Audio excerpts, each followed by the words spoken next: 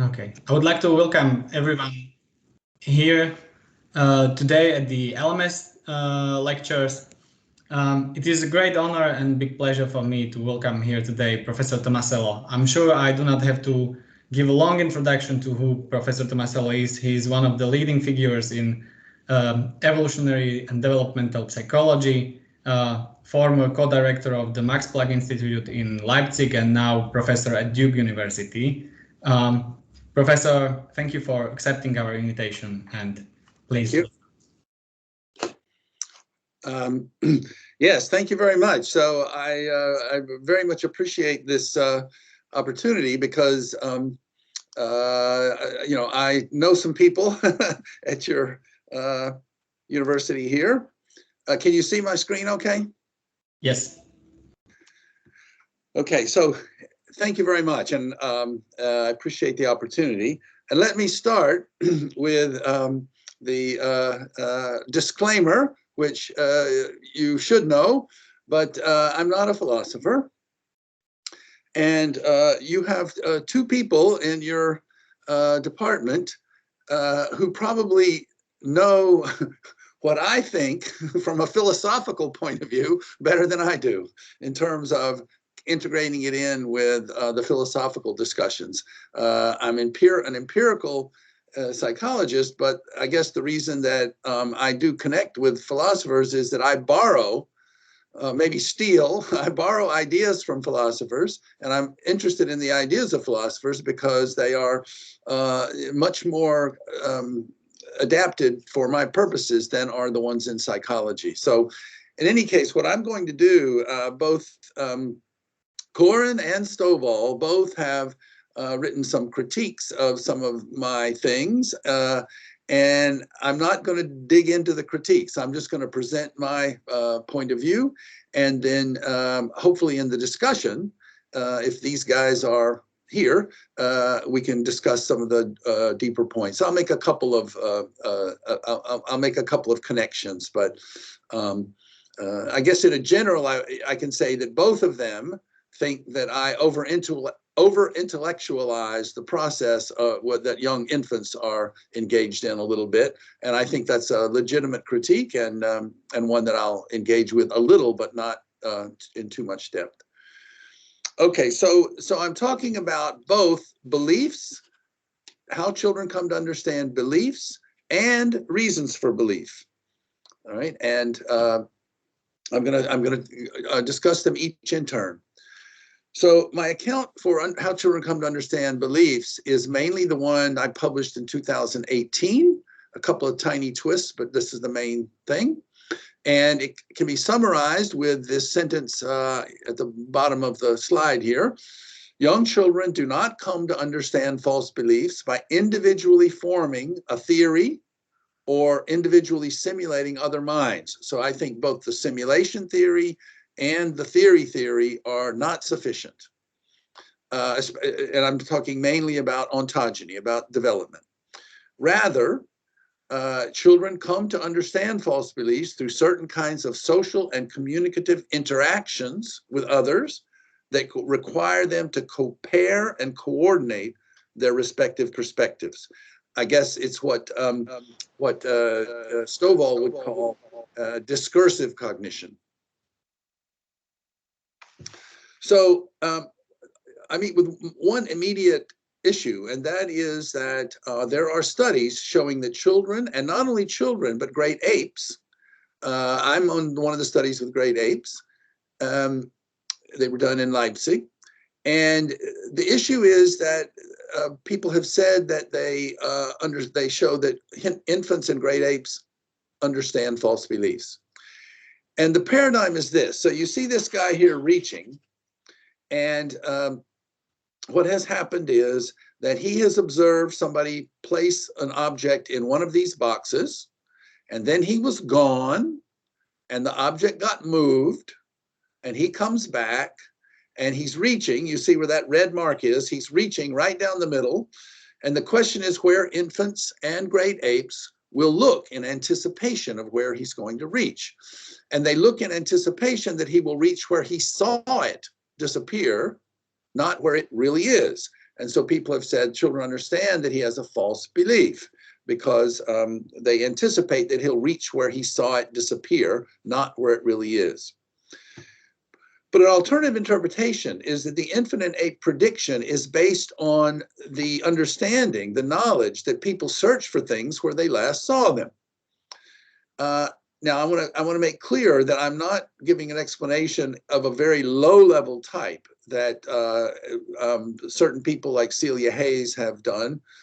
It's not just behavior rules or what they call sub-mentalizing, but they really do understand the content of what the other sees and has seen, and the implications for action. So they do understand what people have and haven't seen, what agents have and haven't seen, and what this means for their behavior. But their own view of the situation does not figure into it at all. That is, even though here they know that the object is in one of the boxes and they predict the guy's going to reach in the other one, they're not coordinating their understanding or their knowledge of where it is and what they think the other one is going to do or what the other one knows. So there's no comparison between what the other one knows and what I know, nor any objective perspective. And you need some kind of objective perspective to be able to say it's false. He's got an incorrect belief about where the object is located. So I think these studies show that infants and apes track the intentional states, the mental states of others, but they don't understand beliefs in the sense that the distinction between a subjective perspective or belief and an objective situation that is independent of any subjective beliefs about it. And I think this paradigm does not get at that distinction. There's no judgment here about he's wrong. There's not even a comparison to my own view on the situation. So it's amazing, okay? 20 years ago, nobody ever would have predicted that either infants or apes could do this. So I'm not trying to dismiss it. It's amazing, but it's not belief. Now, one issue is that in the classic false belief task, and the classic false belief tasks have the same structure of the one I just showed you. The child and a protagonist watch something hidden somewhere. The protagonist leaves, it's moved, he comes back, we want to know where will he look. The classic task is just done verbally. So we ask the children, where do they look and where does he think it is? And you could still say that even with this task that older children take, the more explicit task, so-called, they could do it the same way. They could understand that people search for things where they last saw them. But there's a funny finding. One is that 3-year-olds, they don't just guess when they sort of aren't sure where the other person's going to look. They don't just guess. They say reliably that he's going to look where it really is. So they make a mistake. They don't say he's going to look where he last saw it. They say he's going to look where it really is. So something funny is going on there, that the 3-year-olds are defaulting to some kind of objectivity. I should have put that in quotes too. Something's happening there that's a little bit different. So let's just hold that in mind for a moment. I'm going to come back to that. The other issue is that it's not just this false belief task, not just the classic false belief task that children struggle with until they're 4 years old. They have similar performance on a number of similar tasks, what Joseph Perner calls perspective problems. And there's a correlation among children's performance in these perspective problems. So I want to argue to you that all of these perspective problems are drawing on the same basic understanding and how to coordinate with other minds. So a perspective problem is coordinating two simultaneously conflicting perspectives. And I should say that they might just be apparently conflicting, and you'll see what I mean in a minute. So this is a study by Henrika Moll, and she has, up at the top is the adult and the child's at the bottom, and there's a toy there. And the child has had some experience with this blue color filter. You see the blue color filter there. at the top where the adult is, the child has a chance at the beginning to play with that color filter and see what it does. He can put his hand behind it and see that it turns his hand blue. So he knows how the color filter works. And now the child is on one side, the adult is on the other, and we say, what color is that toy, to the child? And the child said, how does it look to you? And the child says, it looks like it's green. It's green. And they say, what about to the adult? And they say, it looks blue. So already at 3 years of age, they know what it looks like to them, and they know what it looks like to the adult when those questions are asked separately. But what they are unable to do, that the 4-year-olds are doing, is the 4-year-olds can say, oh, it looks green to me. It's green, and I see it as green, but she sees it as blue.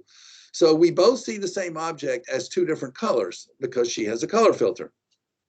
So they can't really coordinate those different perspectives until they're 4 years old. They can think of each of them separately at 3 years old, but they can only coordinate them into one thought with a but clause in the middle at 4.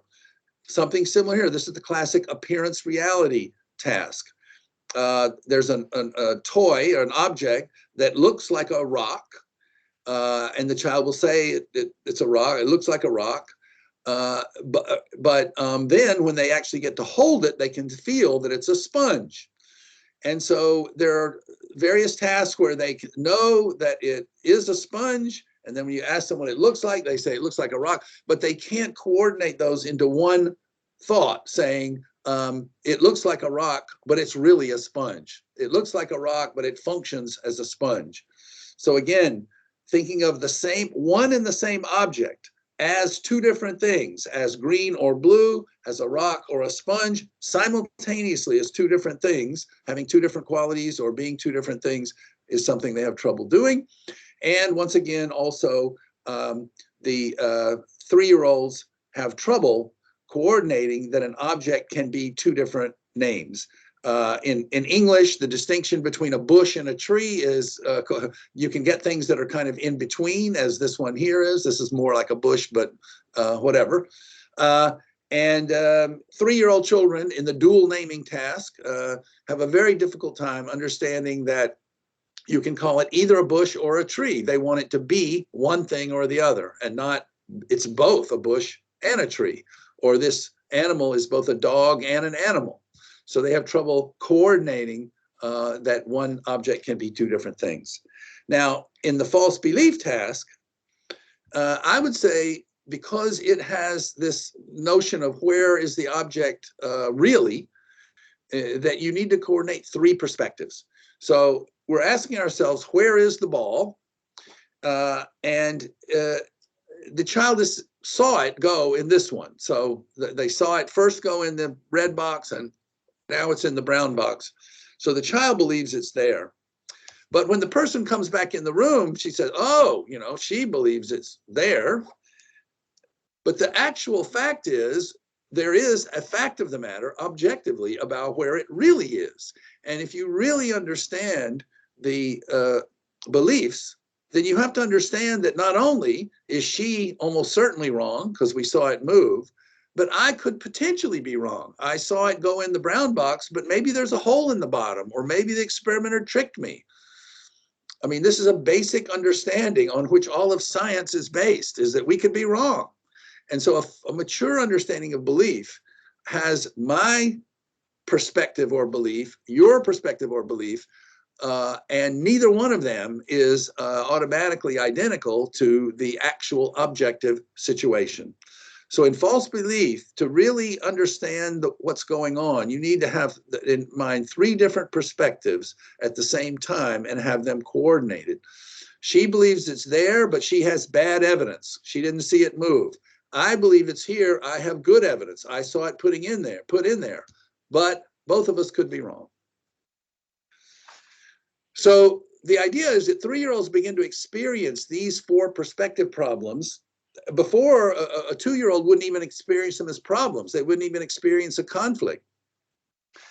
Notice that all of these rest on the idea that, to have it as a conflict, you can't call it a tree and a bush because it's got to have objectively one name. It can't be both a rock and a sponge because it has to be one of them. So the 3-year-olds are beginning to see the problem because they take an objective perspective on things and see that there are conflicting perspectives. It can't be both a rock and a sponge. It can't be both a bush and a tree. And the apes and the infants don't even see the conflict. But the 3-year-olds have not really gotten to the point where they can resolve the conflict, and that's the issue. 4- and 5-year-olds begin to solve perspective problems by coordinating the perspectives involved in ways appropriate to the specific problem. So the specific, you solve this problem by coordinating that the object appears different from different viewing angles. If there's a color filter in the way, you coordinate that an object appears as one thing visually, but once you touch it, it functions as another. And you have to understand how language works to know that the same thing can be called from different names by different names, just because that's the way linguistic conventions work. And I did want to emphasize at the bottom here that this requires executive function. That is, being able to see both perspectives on the same format, the same representational format, and being able to compare and contrast them. So if I think that the infants and apes are not understanding belief because they can't coordinate these different perspectives, what is the process? How do children come to this? So now let's go back to infancy. So at the same time that infants are making these judgments about what others are experiencing or seeing, they are also engaging with others in joint attention as the earliest manifestation of their species unique skills and motivations of shared intentionality. I'm not, for current purposes today, I'm not going to pick between the different accounts of shared intentionality. The Bratman account, the Gilbert account, the Tomasello account, the Searle account of collective intentionality. I do tend toward the Bratman account, but I'm not going to insist on that. Just in general, the motivations for shared intentionality. And this is the key point. Apes do not do this. So apes don't engage in joint attention. And so they don't coordinate attention. And I'll show you an instance of that in just a moment. And so they keep tracking all throughout their life. They keep tracking what other people see, and they register that, and they know its implications for actions, but they don't engage in the kind of coordination where they can compare and contrast their own perspective on a situation and that of someone else. So joint attention, especially in communication, requires a coordination of perspectives, again, with executive function. So this is the dual level structure of joint intentionality in general and joint attention, that we are jointly attending, for example, to this glasses case, but you see it from this perspective and I see it from this perspective. So we are jointly attending, but we have different perspectives. So this is what I call the dual level structure because it's simultaneous. We know that we're sharing attention to this, but we also know that we have different perspectives. Now, I will say that Toolman has criticized the notion of perspective as being maybe a little too high level here, and I hear that. And so maybe perspective is too high level a word here, so we can talk about that later. Moll and Tomasello basically make the argument that without joint attention, you can't have perspective. It's just a conceptual point. So if I look out this window of my building and you look out that window of your building, we just see different things. There's no joint attention. There's no perspective. It's not you have a perspective. You see one thing, I see another. But if we have this, if we're jointly attending, then you see the same thing one way and I see it another. That's the notion of perspective. And by the way, the looking out the window, you could say we have different perspectives on the world. That would work, but then we have this common understanding of the world on which we have different perspectives. One of my problems from addressing philosophers is that I don't really know the philosophical arguments and literature as deeply as I should. I have no training in philosophy, just what I have read and discerned on my own and interacted with philosophers. So I am told, and from what I have read, this bears a fairly strong resemblance to the to the view of Davidson on triangulation, where we are seeing the same thing, but seeing it differently. And this opens up a crack for the idea of different perspectives, and possibly even one of the perspectives or both of them being wrong. So this is the opening crack that never presents itself to apes because they don't jointly attend to anything. So it's not a matter of different perspectives on the same thing. They know he sees this, I see this, okay, and then they go from there. So here is where I think communication really comes in, and you can really see it. So let's say here is an adult, and they're looking at this bucket. They're pointing to it, they're looking at it, whatever. And the infant is looking somewhere else. So that arrow is going somewhere else. And the adult says, hey kid, look, and looks and points at the bucket. So then the child says, oh, what does he want me to pay attention to? And looks over there. Oh, I get it. I actually have a paper somewhere from some years ago arguing that the notion of reference is an invitation to join attention. I'm attending to the bucket and I'm inviting you to join me. Hey kid, look, oh yeah, okay, now we're sharing attention to it. So this act of reference, in this case just pointing without language, requires the infant to know at the moment I'm not jointly attending, because he's saying, hey, and now I haven't even looked over and focused yet. Now I look over and he looks back and smiles at me. Oh, I see, we're focused on the bucket, okay. So now I know we are jointly attending. And the reverse would be the case as well. So that's the case where the adult points first. You can just reverse roles. And if the infant points, they know that the adult is not looking at it. And now he looks over and says, oh, great. All right. And so now we're jointly attending. So the perspectives go from being not aligned to being aligned. And so the infant has to keep track of their relationship. That's what happens in joint attention, and especially cooperative communication, where we are trying our best to get aligned, to get our attention aligned on the same thing. I personally believe that this kind of understanding has a recursive structure. I know this is controversial, but what in this communicative act, what does she intend for me to know?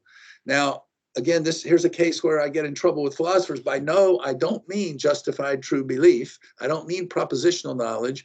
I mean knowledge by acquaintance. I don't know the Czech language, but I know that in German and French and Spanish, you have two different verbs for knowledge by acquaintance. So in German, it would be kennen, and more propositional knowledge would be wissen. Conocer and saber in Spanish.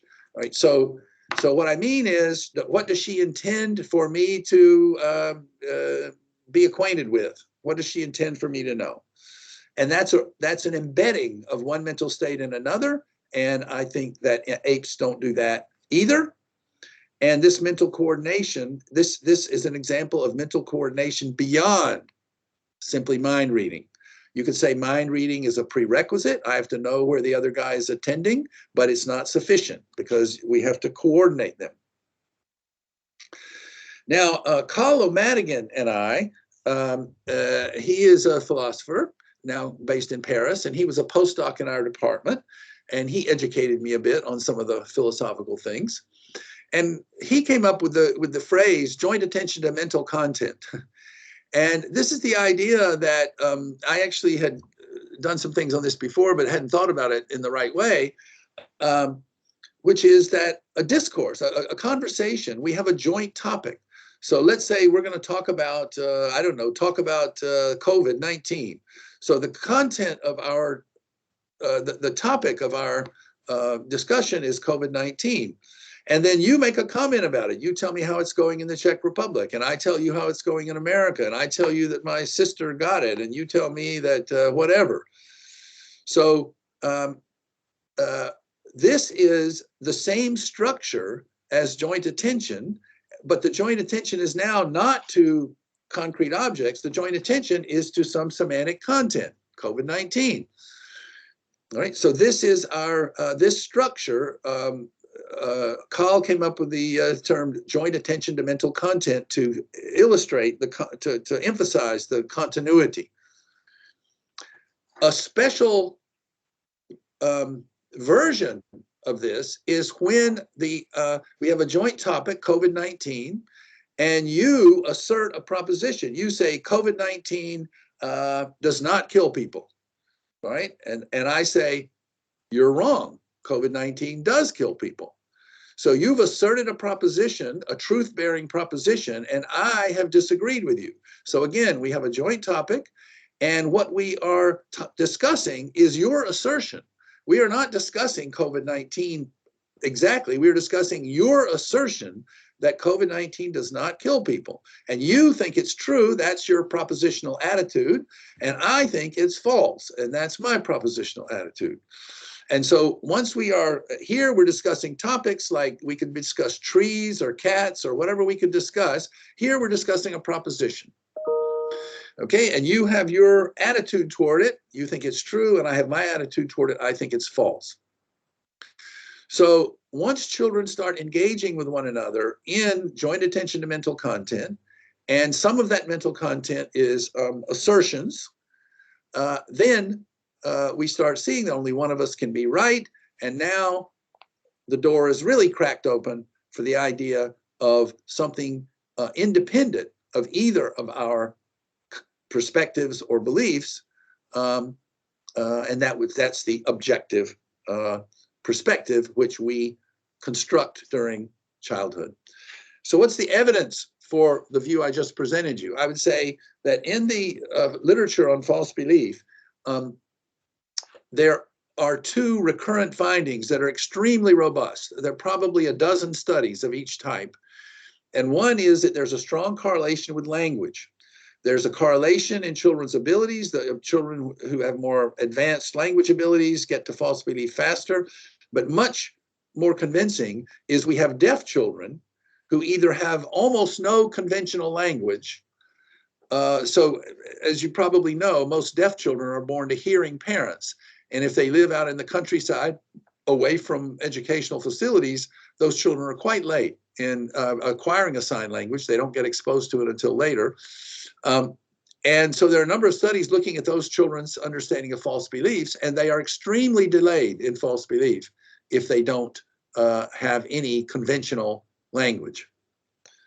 And the second is executive function, which you've heard me mention before. And there are also, again, correlations. Children's executive function abilities are correlated with their performance in the false belief task.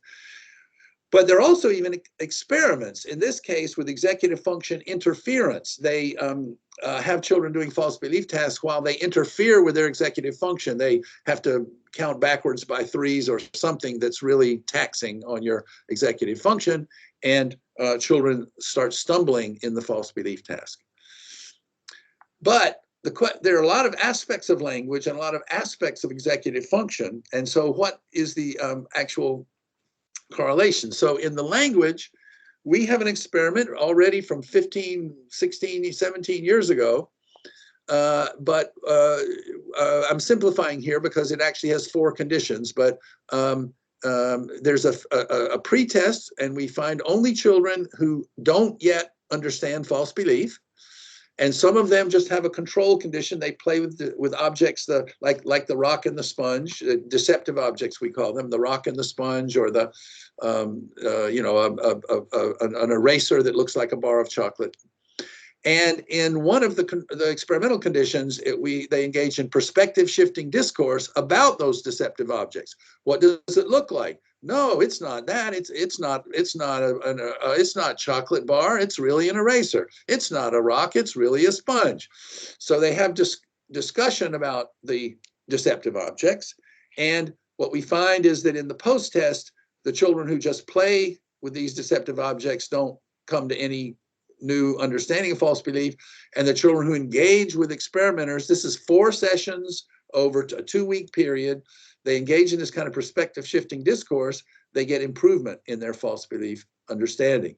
So this is the logic of a training study like this is it doesn't show that this is necessary, but it does show that it's sufficient to lead children to this understanding. So I think it's a causal factor. It's not the only factor. And executive function really divides into two sort of things. A lot of people talk about inhibition, and they say what's children's problem in the false belief task is that there's this pull of the real. They know where the object really is, so they have a hard time making the judgment that the person thinks it's somewhere else. So it's not just them inhibiting where they know it really is, but it's a coordination of where they think it is and where the other person thinks it is.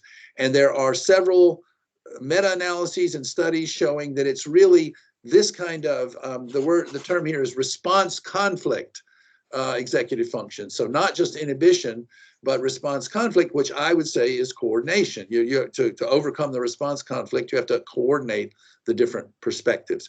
And again, there's a study where they interfere with the executive function, and find an effect.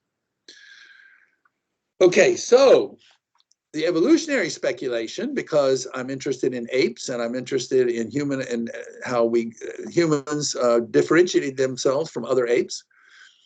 Basic mentalizing is already there in primates, great apes especially, evolved for competition. So they are tracking other people, what other people see and know in the sense of knowledge by acquaintance, and they're using that in competition. But humans evolved for more cooperative interactions, including cooperative and conventional communication via shared intentionality. So they're coordinating goals, they're coordinating their roles, they're coordinating attention in communication and otherwise. And understanding false beliefs is an emergent ability tied to perspective shifting communication and the recursive mental coordination of shared intentionality.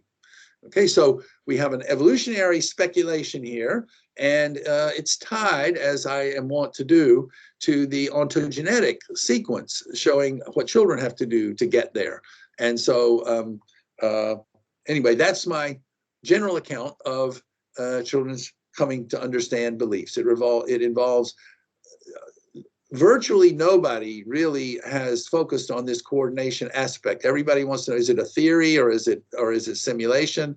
I think theory and simulation both capture parts of the process, but I think the essence of it and what differentiates us from other primates is the coordination.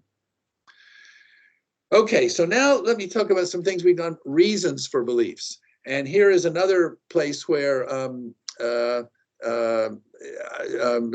Ladislav Koren has had some slightly different views. That I'm taking what I was thinking, that to give reasons for beliefs, you have to understand beliefs first.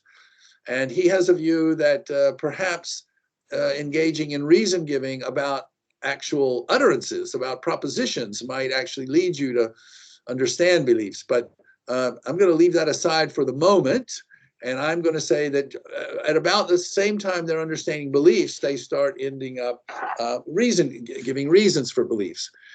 The takeoff point, I don't agree with a lot of what Mercier and Sperber say about this, but they had the first insight that really got me thinking in the direction that I'm thinking in, of reason giving as a communicative process. Philosophers talk quite a bit about, reasons for actions and reasons for beliefs. But what I really want to focus on is reason-giving behavior in communication.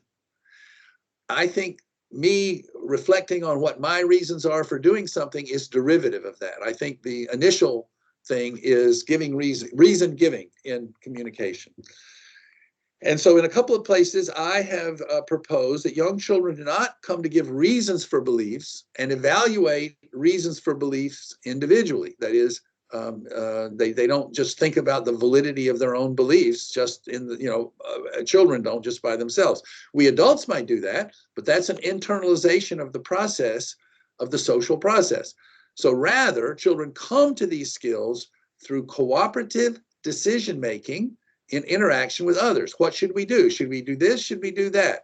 Where is this thing? Is it really here or is it really there? Okay.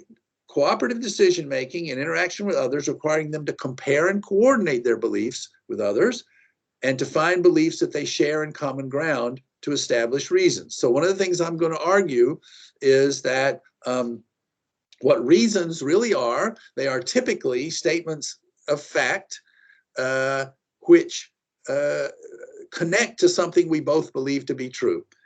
And so it's in our common, it connects to a common ground belief. And I'm gonna explain that in just a minute. In cooperative endeavors in which we would both rather get it right than win the argument, and this is a disagreement with Mercier and Sperber, how the way they think of it in evolution. I think the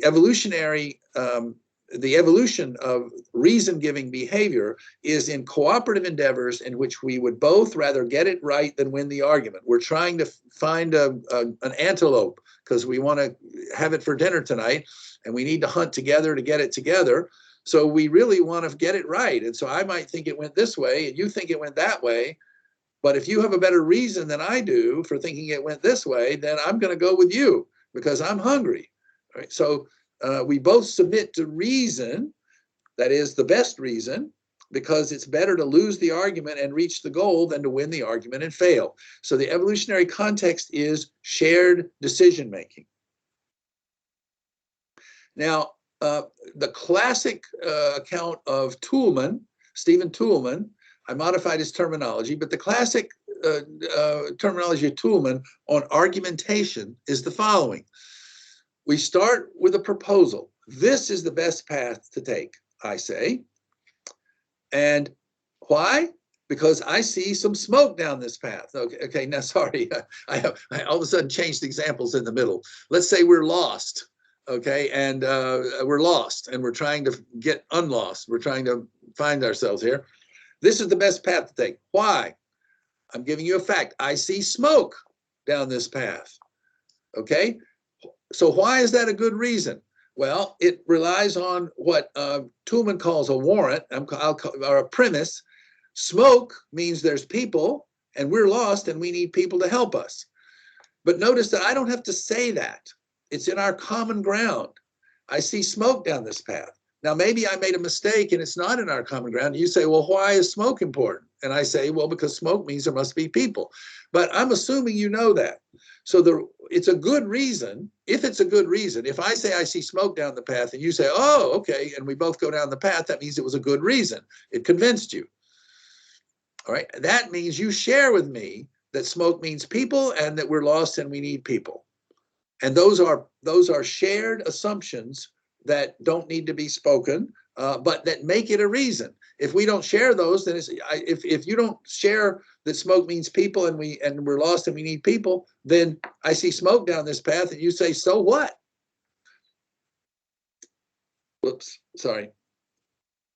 Yeah, so the beliefs must be mutually accepted and common ground. So here's an example of, we can see reason-giving behavior in young children. Two children need to decide together where best to place in a toy zoo. This is a toy map. This is a map of the Leipzig Zoo. And we decide together where best to place a polar bear. And what children do, these are 4-year-olds or so, 5-year-olds maybe. And what they tend to, we tell them they have to make a joint decision. They have to come to a joint decision about where best to put the polar bear. And typically what one of them does is they say, oh, there's some ice. Okay, okay, and they put it on the ice. Well, what does that assume? That assumes that we both know that polar bears live on ice, but it's not said. It's not said because it's the common ground belief, we both believe this, that makes me pointing out that there's ice over there a reason to put them there. The reason to put them there is because there's ice there. But I have to justify the reason, I have to say, well, but polar bears live on ice. And so for that, the 5-year-olds and some 3-year-olds say, okay, here's some ice. Okay. And the assumption is polar bears need ice. That's a shared assumption. Now we had other example of things that are not conventional in a zoo. So we had a piano. And they would come to some decision about where to put the piano, but they had to discuss a lot of reasons because there were no common ground reasons for where a piano should go in a zoo. So they would say things like this. Oh, let's put it next to the bench. And the other one say, why? Notice they don't say why in the polar bear because they don't need to. Well, because people like to listen to music when they're resting. Oh, okay. So now there is something assumed there, but the assumed thing has been said that people like to listen to music when they're resting, and so we should put the piano next to the bench. And I guess there's an assumption that people rest on the bench. So again, there's a common ground assumption there that doesn't need to be spelled out. And so this is where children engage in the reason giving when they're coming to a joint decision, and the reasons ground themselves in a common ground beliefs. Now, you might say, well, do we need language to express reasons? We have a study where you don't have to. Now, these are 3-year-old children, and they are linguistic creatures. So it is possible that children have learned to give reasons in language, and now they extend their abilities to do it non-linguistically. But nevertheless, they're going to do it non-linguistically. And what the idea is that in one room, we're in one playroom here, and this little bear here, you see the bear next to the house, the bear has stepped in some ink, and wherever he walks, he leaves a trail. So now the bear and the cat doesn't step in any ink. The cat is clean, and they leave the room. And now we say, oh, well, let's go see where they went, and we leave the room and follow them, and we go to the next room, and in the next room there's a house, 2 different houses, and one of them has footprints leading to it. And we ask the kid, which house is the bear in? And they say this one. They say the one where the prints are leading. And we say, and the cat, and they point to the one with no footprints. And we say, how do you know that? And the child points to the evidence. And he does that in both cases.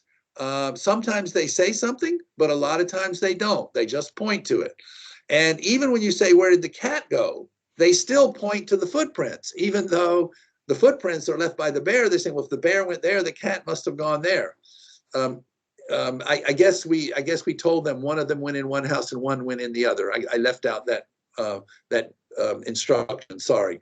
So they use exclusion reasoning. If the bear went in this house, you can see from the footprints the bear went in this house, then the cat must be in the other one. So again, they can point to the reason, and now there's a common ground assumption that the bear leaves footprints wherever he goes, and that if they lead right up to the house, he must be in the house. And he couldn't get to the other house because he would have left prints. So it's not just language, but mental coordination in communication in general. And children can even rank their reasons, evidentiary reasons, in terms of their strength. So this is a study. By the way, the first author on all of these is Bahar Koyman, who I think is going to participate in a symposium you all are having. And so here are some animals up at the top called flurps. And one child learns flurps eat rocks. And they learn this from a kid who says, I saw them eating rocks, or I saw them eating some. So one kid thinks they eat rocks, and the evidence is that they got a report from a person who directly observed it. We didn't want them to directly observe it because we wanted to make the 2 situations similar. And the other one here is flurps eat leaves, and they hear a kid say, a man said he thought they did. So one evidence is the person you're talking to has direct eyewitness, and the other one is what we call hearsay. The other one is somebody said they thought maybe that was what the case was. And 5- and 7-year-olds decide together whether to give the rocks or give the flurps leaves. And both ages go for the eyewitness. They both go for the one who says he saw them eating some, rather than the one who says a man told me that they did. So already by 5 years of age, they can rank the different reasons, evidential reasons, in terms of which ones are more important. And the 7-year-olds in this study engaged in a lot of what we call meta talk to comparatively evaluate the evidence. They say, yeah, but he said he only thought that. He wasn't sure about that. And he saw them eating them, and he saw them directly. So they actually discuss the evidence. So they are actually having a discussion about the validity of the reasons. And that's by 7 years old. And a recent study just in press now where they're giving reasons, the kids understand good versus bad reasons. So from the adult point of view. So they are cleaning up this boring task. They're cleaning up these toys with an adult. And the adult says she needs to leave the room, and she says, and she extracts a promise from the child. So you're going to finish up cleaning, okay? And the kid says, okay. And then she leaves the room. And in the fun condition, we have another child calling them over to do something fun. Oh, you don't have to do that anymore. Come over here and play this fun game. And then in the help condition, there's a child that needs help. And say, oh gosh, could you come over and help me? You know, stop your game for a moment, stop your cleaning up for a moment, come help me. Then this adult comes back in the room. Whoops. Not sure what happened here. There it is. The adult comes back in the room, and first of all, she just stands there. It's a series. And then she says, huh. And then finally she says, you know, why aren't these cleaned up? And what the child answers is, when he's been drawn away by a bad reason, that is, he's selfishly quit cleaning up to go play something fun, he kind of goes, nah. And when it's a good reason, he says, oh, I had to help that other kid. So they give reasons when they know that the adult is going to see it as a good reason because it's a common ground value. I said before, common ground beliefs in these kind of moral judgments having to do with promising, it's common ground values. So the child knows that the adult thinks helping someone else is probably more important than cleaning up the toys, whereas going to have fun is not more important than cleaning up the toys. And you can imagine in moral discussions in general, if you and I are trying to decide what to do, and you say to me, oh yes, but if we follow your suggestion, you know, innocent children will be hurt. And I say, so what? I don't care. Well, then it's kind of hard to have a moral discussion.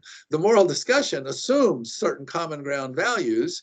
And then when you say innocent children will be hurt, that should be sufficient to settle the issue because we have a common ground value of not hurting innocent children. So something like that is going on here. I had to help this other person is a good reason to break your promise. Whereas going to have fun is not a good reason. And the 3-year-olds already know this. The 5-year-olds were actually a little better, but the 3-year-olds also did that. They know what good reasons are. So they assume a common ground ranking of values. And finally, sort of similar to the study of the training study of false belief, we actually had 3-year-olds engage in discourse involving the evaluations of reasons. And this significantly improved their skills and motivations for reason giving. So we did the kind of thing like, this pen is not a good idea because it has no tip on it. And then they would say, oh, is it a problem that the pen has no tip? You know, this pen is not a good idea because it has a white cap. Is it a problem that the pen has a white cap? So it's not a problem that it has a white cap because that's not causally relevant for drawing. Whereas it is a problem that it has no tip because then it can't draw. So we're evaluating reasons. So that it has a white cap is not a good reason not to use the pen. Because it has no tip is a good reason not to use the pen. And we gave them evidence of this. We gave them practice in this kind of discourse about reasons. And we found that they were better at reason giving later. They were better at various measures of reason giving later.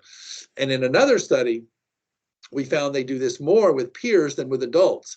And this goes all the way back to Piaget's idea that moral development is mainly with peers, because adults, you just sort of listen to what they say and soak it in. And that with peers, you actually are really having a reason-giving discourse because you're both on an equal level. So I would say reason-giving discourse, you could think of it the following way. Think about, again, an example of, we're making a joint decision about foraging. So you and I have a joint goal to capture some food. You propose we do one thing, I propose we do another. You give a reason for why you think your proposed action is best. I give a reason for why I think my proposed action is best. Typically, the reason is a fact, because I see tracks going this way, or I smell something this way, or whatever it is. So as we engage in this discourse, we have a joint goal to find the correct belief relevant to the goal, to find the belief of where the animal really went. And we're using evidence to try to determine what's the correct belief, which way did he really go?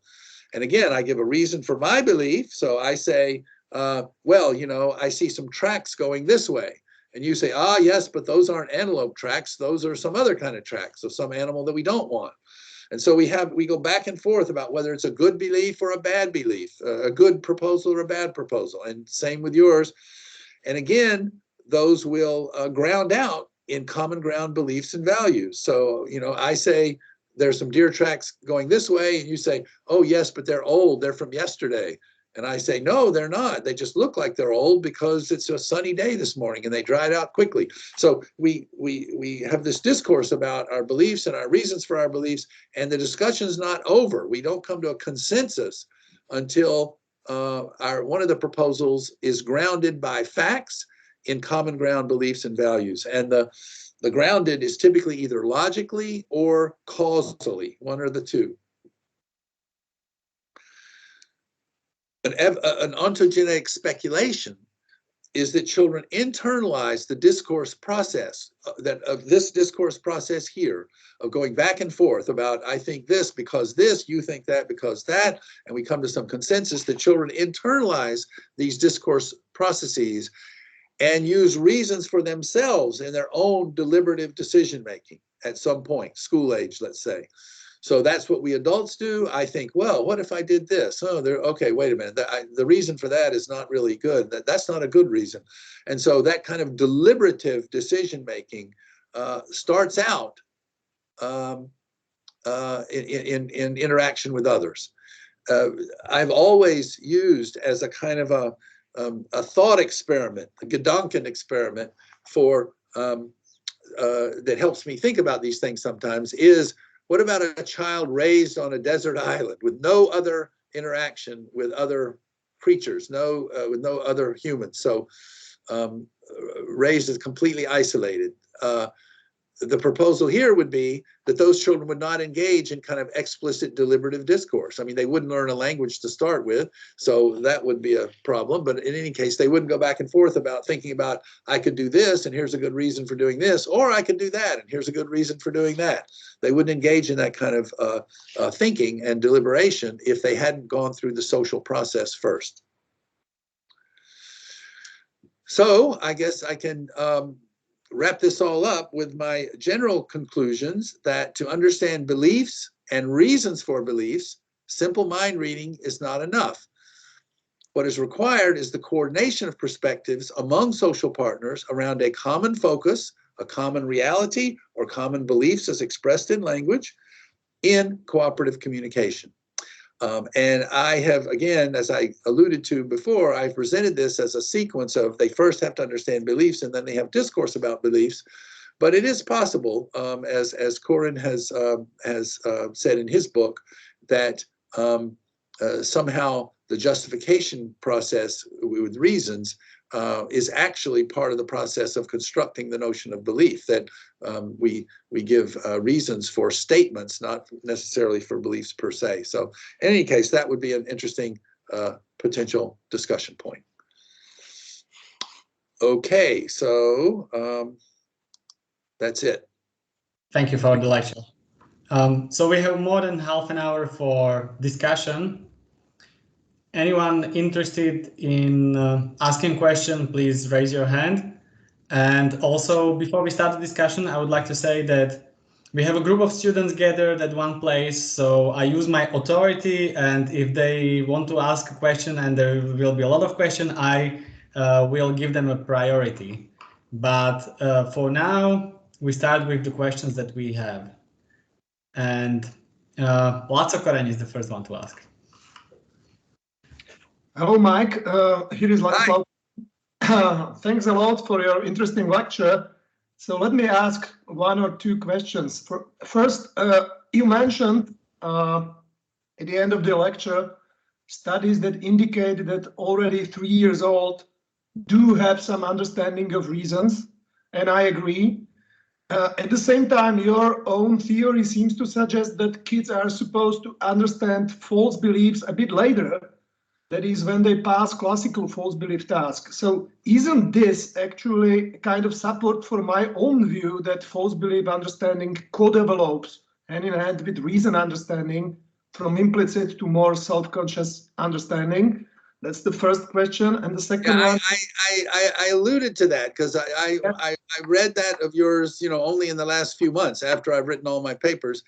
And I think it's a really interesting suggestion. And I actually was surprised that the 3-year-olds did do some reason giving, even though it wasn't as sophisticated as the older children. They were doing that at the same time that they're starting to have some understanding of false beliefs. There are some tasks where children understand false beliefs that are at age 3 or so. So I think that's a really interesting suggestion. And would you agree with what I said a moment ago, that maybe the way to think about it would be that the reason-giving behavior at the beginning is about the utterance. Like they're saying, why do I say that? Or why do I claim that? Rather than justifying my underlying belief that generates the utterance, I'm actually engaged in justifying my assertion, not just justifying the underlying belief. Yeah, I like that suggestion. Of course, it's consistent with my own proposals. And I have a second one, which I found very interesting in your paper, which I read before, and book. This concerns this classical false belief task. So you suggest that full-blown belief understanding or false belief understanding presuppose that one knows that one may be mistaken oneself and not just the other agent. And I agree with that. That's important. But at the same time, you point out that classical false belief tasks do not seem to tap into such understanding. And that seems very interesting to me because classical false belief tasks are supposed to be the measures of full-blown understanding. So in this respect, the classical test seems not to be conclusive because it doesn't test for this understanding that I may be wrong. I agree with that, yes. And I actually have a study that we are starting soon to ask children about their own beliefs. I know a good bit about false belief in children, but the truth is I'm not a real expert like Henry Wellman or somebody like that who's written medical thing. So I ask people, are there any studies where children are questioned about could they be wrong? And the answer is, as far as I can tell, no. So we're getting ready to do a study like that and across age and to see when they start. I can imagine that they would question their own beliefs. It might be easier when it was based on something like somebody tells you that it's here and maybe I could be wrong because they could, as opposed to I saw it go in there where it's very strong evidence. So anyway, I think it's a really interesting question. We don't have an empirical answer, and I'm gearing up to do that right now. Thank you. That was my last question, but you answered it, so I'm okay. So Great. Thank you very much. Yeah. I can't hear you. Sorry. Simon, please ask the question. Hello, thank you very much for the talk, Professor. Can you hear me okay? Sorry, I'm in a public place, so apologies if it's a bit loud. My question was really about the difference between the vector of this information, which, as you've explained, is around this kind of cooperative process, or as Professor Hayes likes to talk about, the cultural gadgets theory, and the actual process of mind reading itself. So I think what I'm not clear about is what's the difference between what you propose and then a child developing a theory based on the process of this worked out, exchange. I'm not quite sure how it's different to actually developing a theory based on that information. Okay, I can see. I mean, if you're committed to this idea of children's cognitive development as theory building, then that's okay.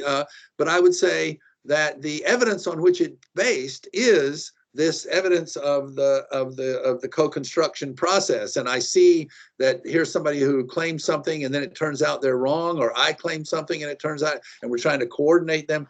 So yeah, so then the theory would be built on this interactive process. Yeah. So so the two could work together. They could, but I actually believe that simulation is part of it as well, because I think the whole notion of somebody seeing something how do I understand somebody seeing something except on my understanding of seeing? I mean, to me, the basic concepts you work with have to come from simulation. If you had an alien from outer space who came down and it looked like a rock with no organs or anything and said, "I'm seeing the tree," and you want to say, you know, what do you mean by seeing? You know, you don't have any eyes. You have nothing that discerns light. You know, what do you mean by seeing? All I know of seeing is what I have of seeing. So I think there is a simulation in the sense that the basic mental state terms I understand on the basis of my own experience, but other people are experiencing different things. So I need a theory of what they're experiencing. And all of this comes about because of this interactive process. So I think they all have a part to play. Thank you, really helpful. Thanks.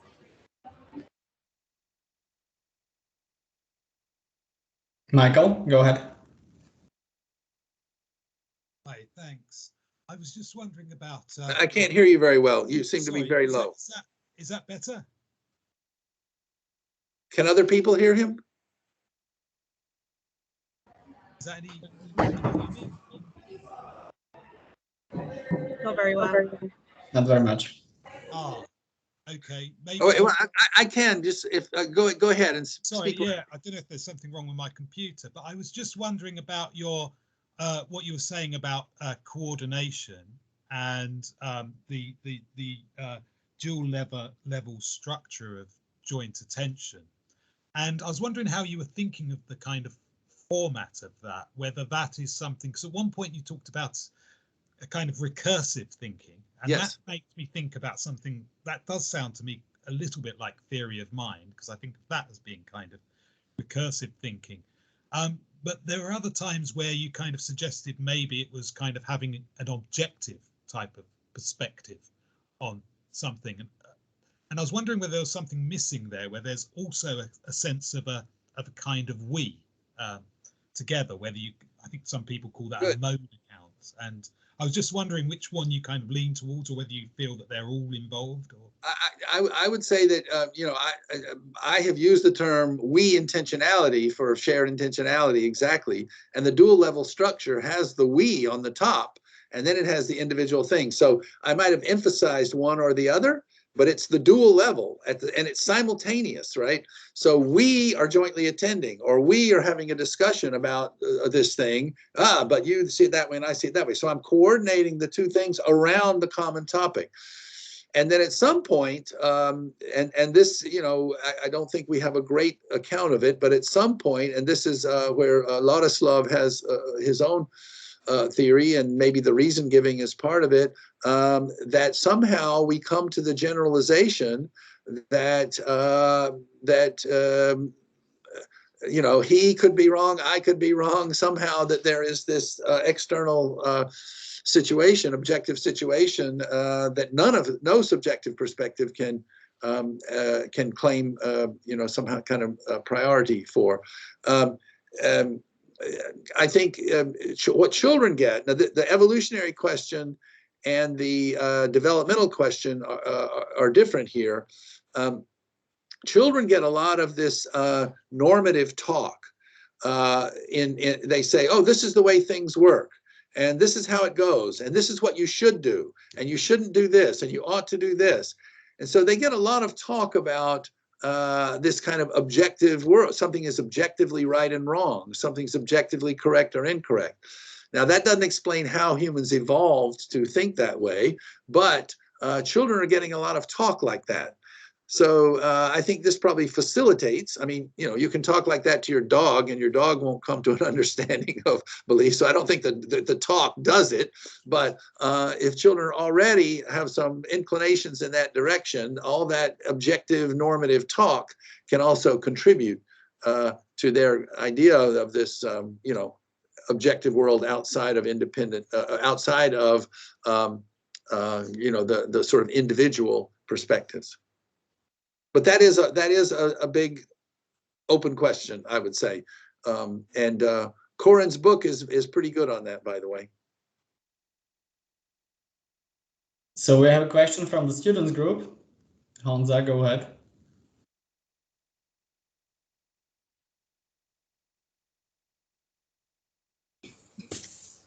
Okay. Hello, Mike. Can you hear me well? Hi. Yes, I hear you fine.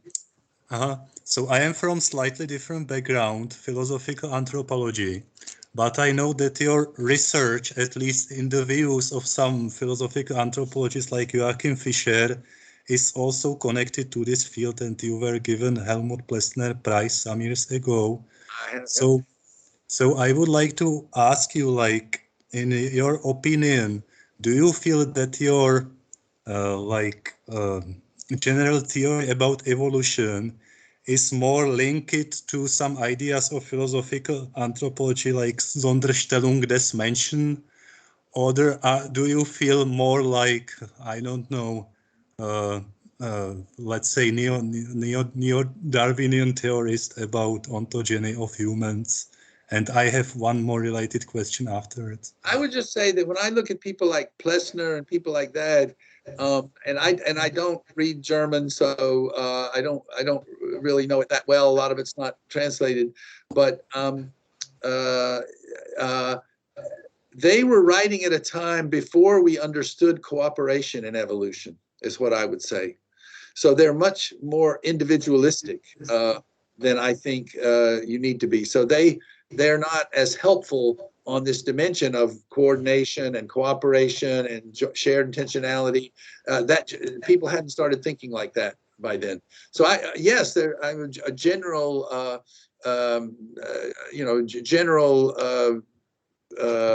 I share a general perspective with them on philosophical anthropology, but I just don't think they got the cooperation part. It wasn't available to them at that time. Okay. And like that, there can be some nice like links between your approach and Ivo Devo. And I know some biological anthropologists from the US, for example, Karen Rosenberg, who likes the idea of human ontogeny as a different, even like really biologically different type. And sometimes it's called like secondarily alterational type of development, that humans are some kind of 9 to 12 months earlier born in compared to other apes. So if you like this idea, and if it could be somehow fruitful to your development. I think it's really interesting. We don't know as much about great ape ontogeny as we would like, but I will say this, in my book on becoming human, and I also have an article in the Philosophical Transactions of the Royal Society from last year, we looked at some data on great ape ontogeny and human ontogeny for some skills that they share, like following gaze direction and some of these other social cognitive skills. And the children acquire them earlier by a year or two than do the apes. So this is, I mean, I don't know if there's some secondary altricial, with middle childhood or something, but in infancy, children seem to be starting earlier, and of course they end up going farther. So they start earlier and go farther in a lot of these skills. So some people have talked about cooperative breeding. Do you know the Sarah Hurdy and that kind of thing? And that maybe a lot of these skills for children, for human infants, have evolved to deal with the cooperative breeding situation where there are multiple caregivers and multiple children that you're competing with for adult attention, and you have to form relationships at a young age to make sure you get the attention you need. So it's possible that the cooperative breeding situation, and people have looked at other cooperative breeding primates like marmosets and tamarins and tried to argue they're more pro-social and cooperative. So it's possible that the cooperative breeding situation, which is not characteristic of other great apes or other old world primates, it's possible that that is an ontogenetic context that is unique to humans. So given my sort of obsession with cooperation, that I would say that's the most important fact about human ontogeny is that we are so slow to become independent. Apes are on their own to get food by the time they're 4 years of age. You know, as soon as they're weaned, they're on their own to get food. And if you look at the studies of hunter-gatherers, children aren't supplying themselves with food until they're 15 or 16 or 17 years old. And it's even in our kind of societies, modern societies, it's even later. So, so we are so slow to become independently functioning agents, and we are so fast with these cognitive things, maybe due to cooperative breeding. And the reason we can go for that long period of time without getting our own food is because we are provisioned, because we live in a cooperative society where parents and others give us food. So again, I have an obsession with cooperation, and I think that to really understand the nature of human ontogeny, you have to understand that, you know, they're raised in a cooperative way, and they're probably adapted, human infants are probably adapted for functioning in that cooperative child care situation. Thank you very much. Yeah, Dr. Green?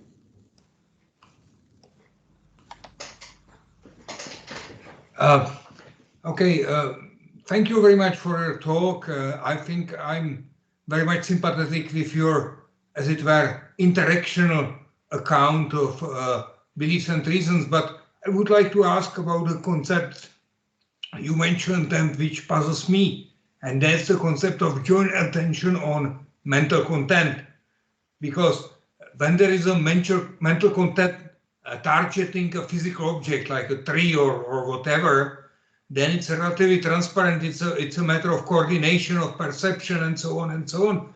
But when the target is the mental content, then the situation seems to me very different. I cannot understand the notion otherwise as a very blurry metaphor for something, for some kind of coordination.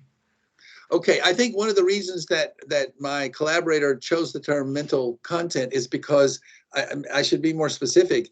It's the mental content of a conventional language, of a proposition in a conventional language. So when you're saying it's, you have to have a publicly expressed, you have to have a conventional language in which to express the mental content, and then we can discuss that. So I think you probably can't have joint attention to mental content unless you have some kind of conventional form of communication in which it's put out there, and then you can comment on it and I can comment on it.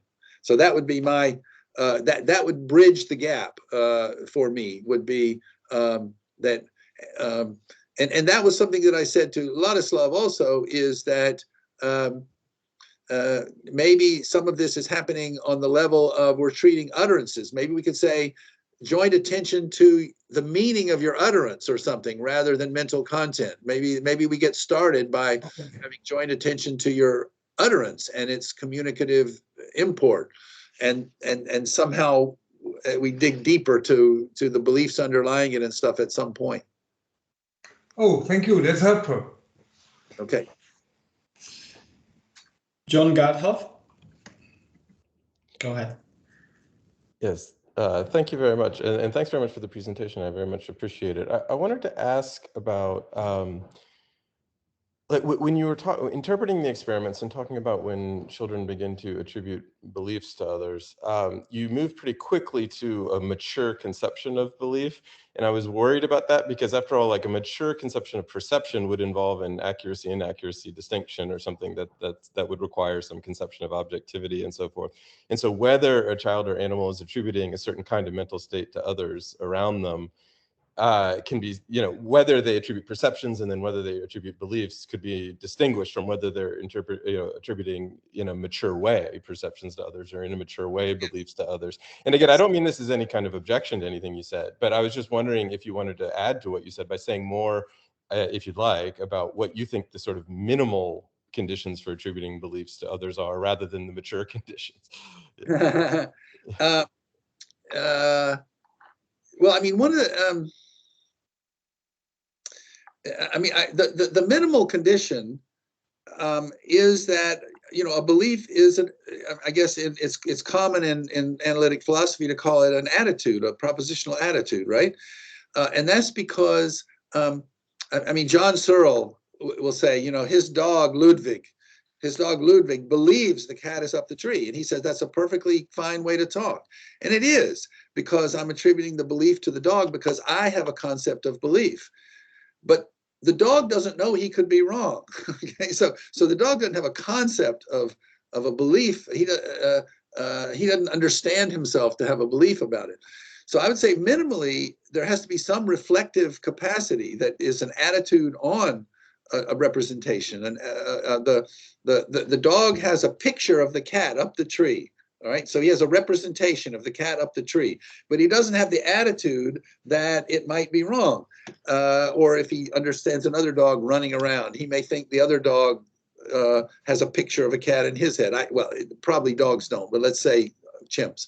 The chimp knows the other guy has a picture in his head, but he doesn't know the other guy has an attitude of affirming or not affirming the accuracy of that.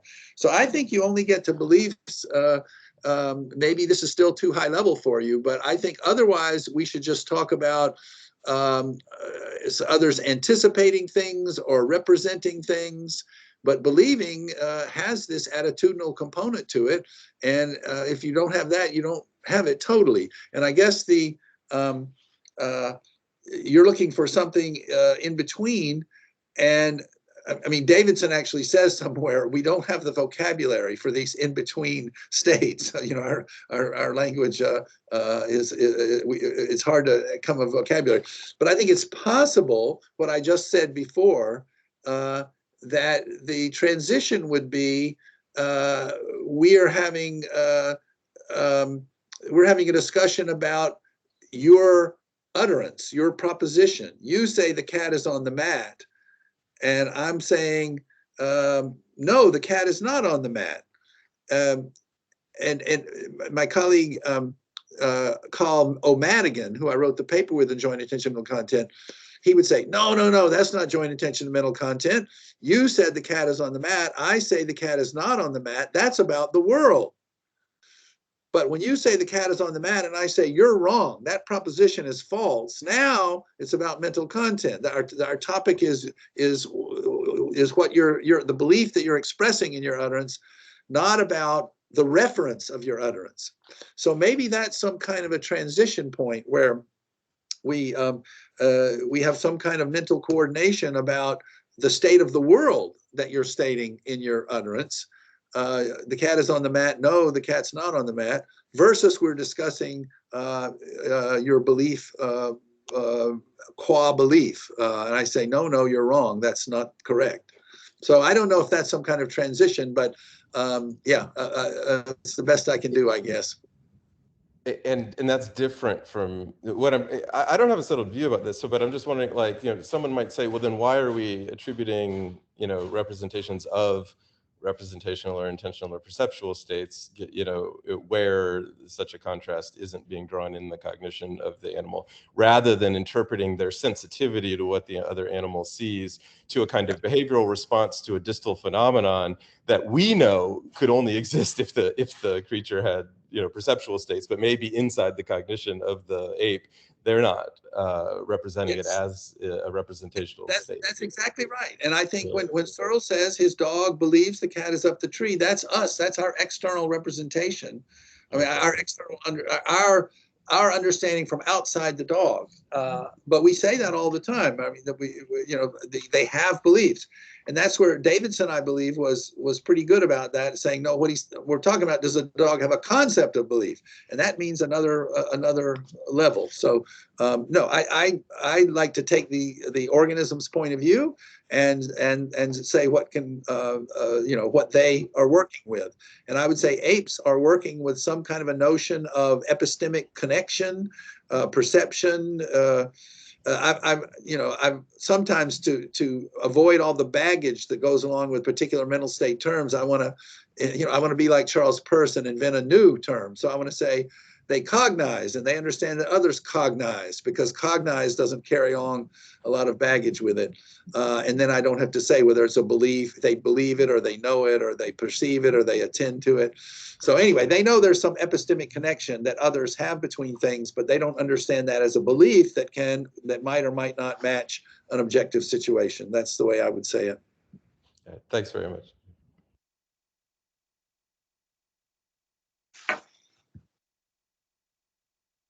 I also have a question about the piano scenario. I'm seeing myself on that screen there. That's with a delay. Okay, sorry. Go ahead. Your question? Yeah. So you were talking about good reasons and that kids understand good reasons in scenarios like where to put piano in a zoo. And I wonder, I didn't understand quite well how they assess what a good reason is. For me, the scenario can be read, or the situation can be read in such a way that the reason offers a premise for making an inference. So once the sentence is like the reason is given, that means that the second person has a premise for inferring interesting consequence.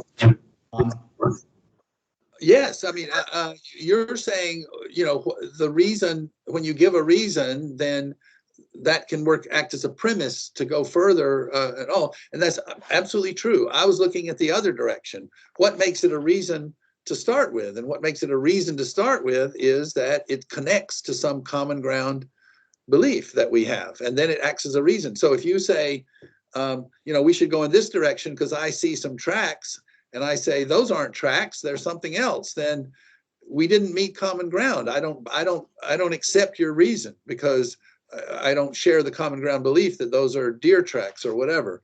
So, or if you say, I don't care if we, murder innocent children, then I can't have a discussion because we don't have a shared value.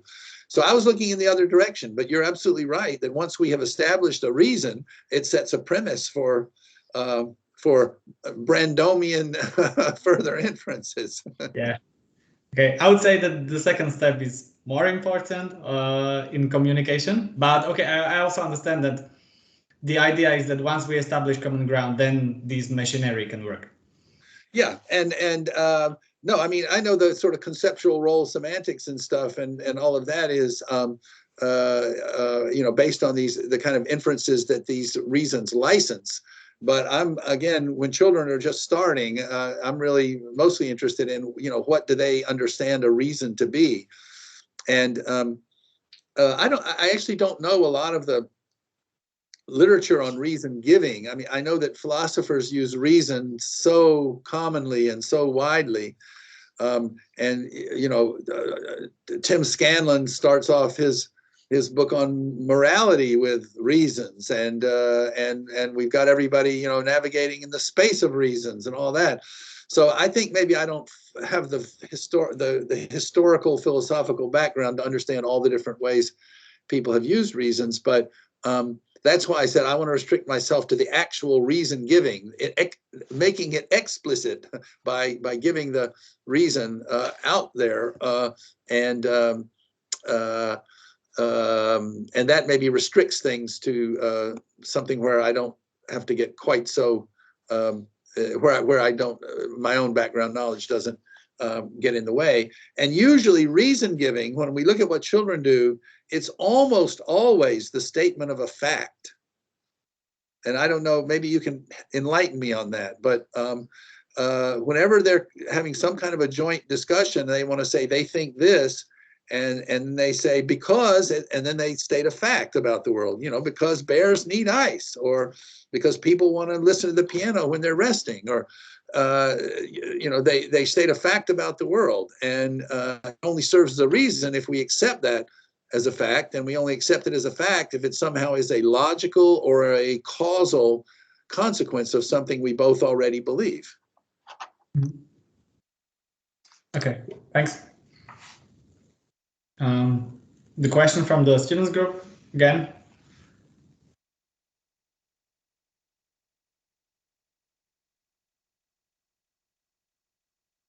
You're muted. Sorry. So Okay.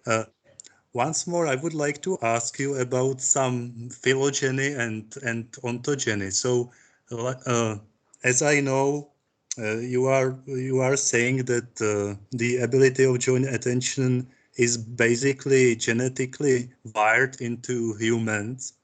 So there seems to be an evolutionary gap between chimpanzees and humans.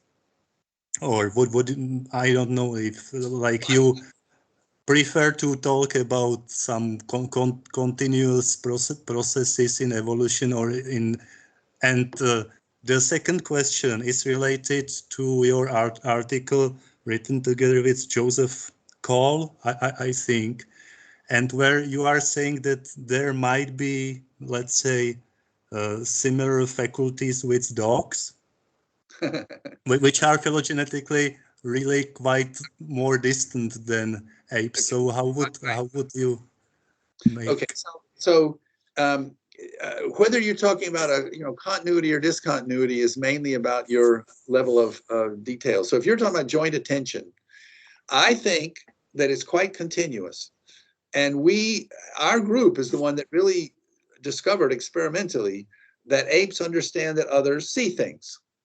Right. So we have studies showing that, when they're competing with the other, they know the other sees the food. If it's out in the open, they don't see if it is behind a barrier. Right. So if I'm an ape, I see a monkey and I know that you see a monkey. So I see the monkey and I know that you see the monkey. But what you need for joint attention is that I know that you see me seeing the monkey and you see me seeing you seeing the monkey. So it's this recursive kind of engagement. So I think it's continuous in the sense that apes understand that others see things. Most other animals don't understand that, I would say. So the apes are a step in our direction. They understand that others see things, or that others know things in the sense of knowledge by acquaintance. And that we add this kind of recursive engagement. It's really that joint attention is a recursive engagement, I would say. And so it is continuous. Yes, there's a leap, but it's a 6 million year. Humans are off on their own evolutionary trajectory for 6 million years after apes. And so to get the continuity, you've got to go through all those steps in human evolution. And I propose two major ones, sort of joint intentionality with other individuals, and at around 500,000 years ago, 500,000 years ago, and then the collective intentionality of groups, more like the last 100 to 200,000 years ago. So I think it's continuous, but now with current day apes and current day us, there's a big gap, but the gap is filled in with the evolution of humans.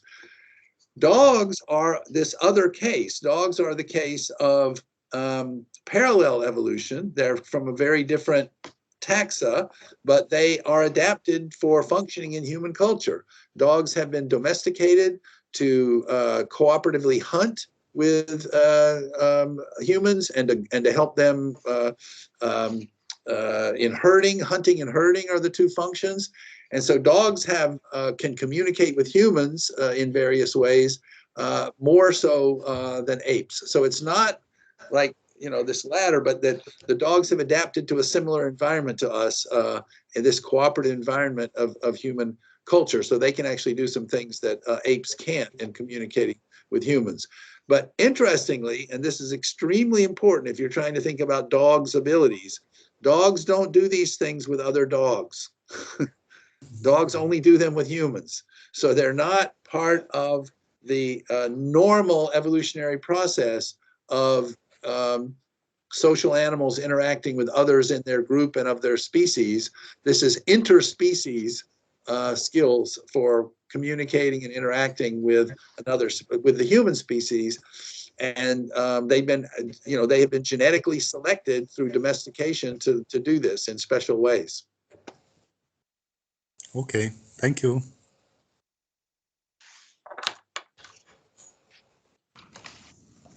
So we have 2 minutes until the end of the discussion, but it looks like there is no other question.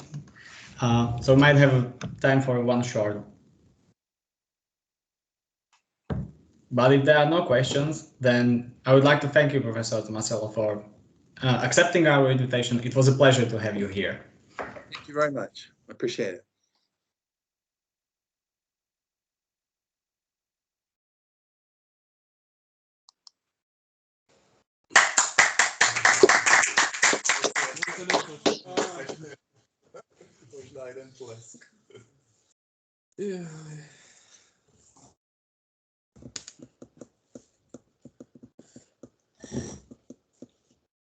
So you wouldn't get anything by asking him for his position.